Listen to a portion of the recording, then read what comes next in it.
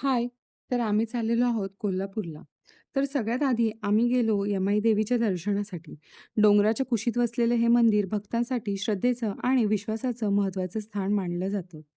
आई यमाई देवी आपल्या भक्तांच्या मनोकामना पूर्ण करणारी आणि संकटात आधार देणारी माता म्हणून ओळखली जाते. तिथे दर्शन घेऊन आम्ही हे दगड एकावर एक रचत होतो. याला नवसाचा दगड असेही म्हटले जाते. लोकमान्यतेनुसार काही भक्त नवस व्यक्त करताना दगड रचतात. आपली इच्छा पूर्ण व्हावी किंवा पूर्ण झाल्यानंतर कृतज्ञता व्यक्त करण्यासाठी ही प्रथा आहे. तिथून ज्योतिबा दर्शन करण्यासाठी जाताना डाव्या बाजूला स्वयंभू गणेश गुफा आहे. तिथे आवर्जून जावा. बाहेर कडकडीत ऊन असलं तरी देखील नैसर्गिक खडकेच्या रचनेमुळे इथलं वातावरण अतिशय थंड आहे. तिथे दर्शन करून आम्ही निघालो ज्योतिबाच्या दर्शनासाठी, म्हणजेच आपला दख्खनचा राजा.